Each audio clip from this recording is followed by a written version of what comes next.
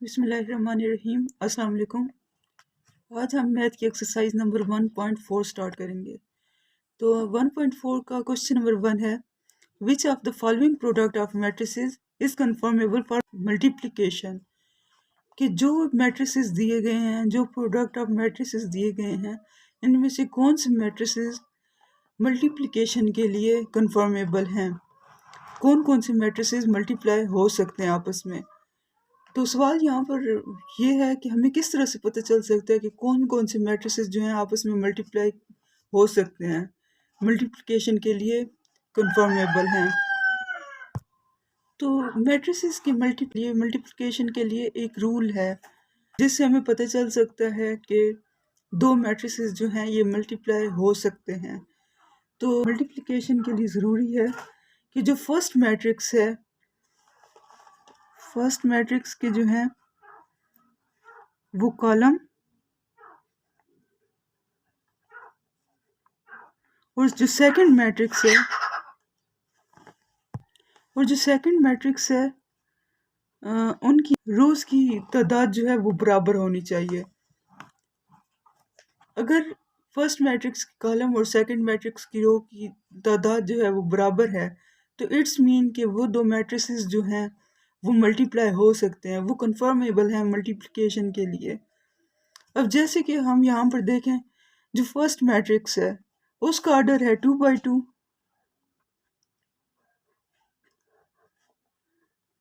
और second matrix है उसका ऑर्डर है 2 by 1।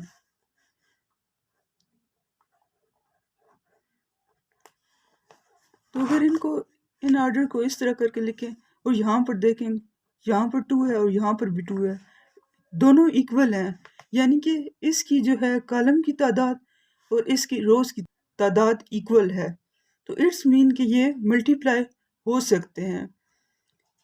तो यहाँ पर भी 2 है और यहाँ पर भी 2 है, तो यहाँ पर हम इनकी लिख देंगे मल्टीप्लिकेशन हो सकती है। तो इसका आंसर है यस। अब क्वेश्चन नंबर 2 की तरफ चलते हैं और देखते हैं कि ये दोनों मैट्रिसेस जो हैं ये मल्टीप्लिकेशन के लिए कंफर्मेबल हैं या नहीं हैं। तो अगर इसका ऑर्डर देखें तो इसका ऑर्डर है 2 by 2 और जो सेकंड मैट्रिक्स है उसका ऑर्डर भी है 2 by 2। अब यहाँ पर देखें, इसका ऑर्डर है, जो कॉलम है उसकी तादाद 2 है और इसकी जो रोज हैं उसकी तादाद भी 2 है, तो इट्स मीन के इनकी मल्टीप्लिकेशन हो सकती है। तो इसका आंसर होगा यस। तो क्वेश्चन नंबर 3 की कॉलम्स और रोज की तादाद देख लेते हैं। जो फर्स्ट मैट्रिक्स है उसका ऑर्डर है 2 by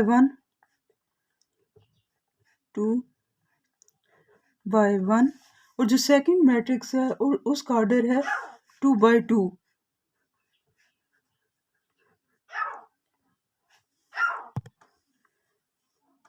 अगर इसकी कॉलम की तादाद देखें तो 1 है और इसकी रोज की तादाद देखें तो 2 है, तो इट्स मीन कि ये जो है इक्वल नहीं है, तो इसका मतलब है इनकी मल्टीप्लिकेशन नहीं हो सकती, तो इसका आंसर होगा नो। तो क्वेश्चन नंबर 4 में जो फर्स्ट मैट्रिक्स दिया गया है उसका जो ऑर्डर है वो है 3 by 2 और जो सेकंड मैट्रिक्स है उसका ऑर्डर है 2 by 3। अब यहाँ पर देखें, फर्स्ट के कॉलम और सेकंड की जो रोज है उनकी तादाद इक्वल है, तो इट्स मीन के ये मल्टीप्लाई हो सकते हैं, इनकी मल्टीप्लिकेशन की जा सकती है, तो इसका आंसर होगा यस। क्वेश्चन नंबर 5 में जो फर्स्ट मैट्रिक्स है उसका ऑर्डर है 2 by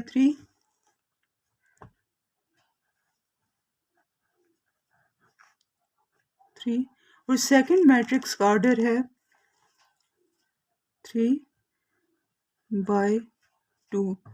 इस तरह इसकी भी फर्स्ट की कॉलम और सेकंड की रोज की तादाद जो है इक्वल है, तो इसका मतलब है इसकी मल्टीप्लिकेशन की जा सकती है, तो इसका आंसर होगा यस।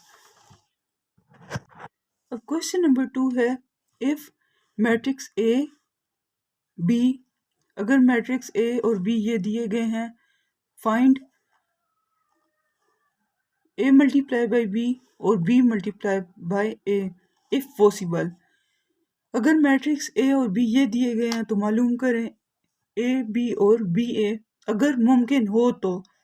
अगर मुमकिन हो तो उससे क्या मतलब है कि जैसे कि हमने पिछले सवाल में देखा कि अगर फर्स्ट के कॉलम और सेकंड की रोज इक्वल हैं तो इट्स मीन के ये मल्टीप्लाई हो सकते हैं, अदरवाइज ये मल्टीप्लाई नहीं हो सकते।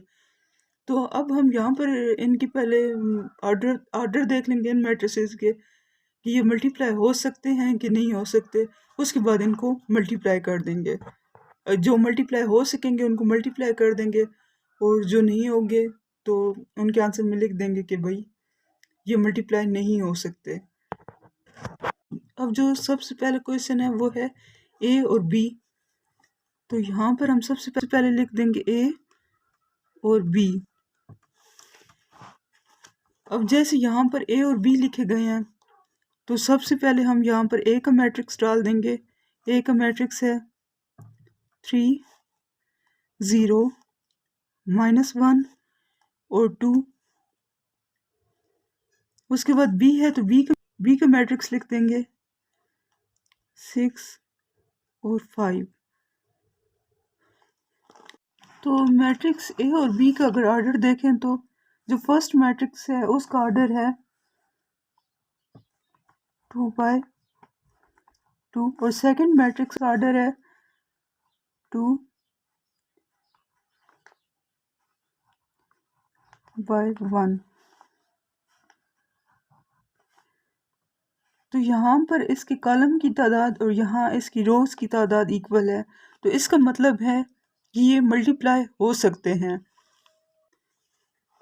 अब इनको जब मल्टीप्लाई करना है तो इनकी मल्टीप्लिकेशन किस तरह होगी, तो यहाँ पर हम समझने के लिए एक एरो डाल देते हैं फर्स्ट की रो पर और सेकंड मैट्रिक्स के फर्स्ट कॉलम पे। अगर जितने कॉलम हैं तो सबसे पहले हम फर्स्ट कॉलम पे इसका एरो इस तरह डालेंगे। तो यहाँ पर फर्स्ट को इसकी फर्स्ट एलिमेंट से और सेकंड को इसके सेकंड एलिमेंट से मल्टीप्लाई कर देंगे। तो चलें इसको मल्टीप्लाई करते हैं।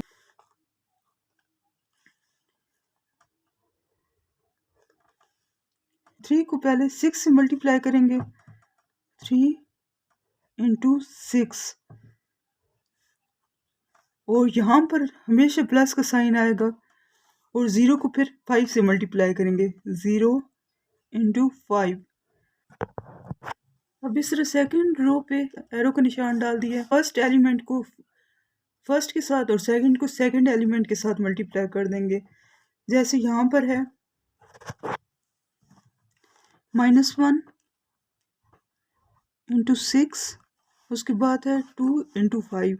यहाँ पर प्लस का साइन डालेंगे और 2 × 5 और यहाँ पर ब्रैकेट को क्लोज कर देंगे। अब जब इनको मल्टीप्लाई करेंगे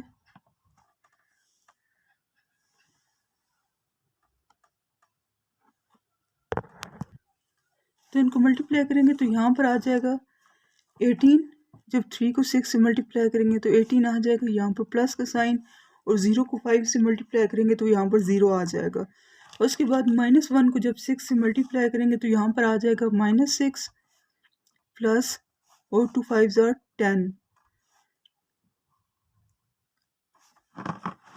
अब जब इनमें प्लस का साइन है तो इनको प्लस करेंगे, 18 में 0 प्लस करेंगे तो 18 आ जाएगा और यहाँ पर जो है प्लस माइनस माइनस हो जाएंगे, 10 में से 6 माइनस होंगे तो यहाँ पर इसका आंसर आ जाएगा 4। तो ये इस पहले क्वेश्चन का आंसर है। अब क्वेश्चन नंबर 2 है b मल्टीप्लाई बाय a। तो यहाँ पर लिख देंगे b और a। अब यहाँ पर पहले b है तो b का मैट्रिक्स लिख देंगे। b का मैट्रिक्स है 6 और 5। उसके बाद a का मैट्रिक्स है 3 0 -1 और 2।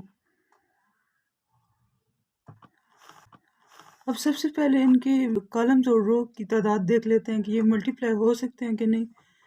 तो जो फर्स्ट मैट्रिक्स है उसमें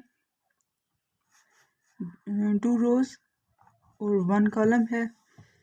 उसके बाद जो सेकंड मैट्रिक्स है वो है 2 बाय 2। अब इसमें देखें फर्स्ट के कॉलम की और सेकंड की रोज की जो तादाद है वो इक्वल तादाद है, इक्वल नहीं है, तो इट्स मीन कि ये मल्टीप्लाई नहीं हो सकते।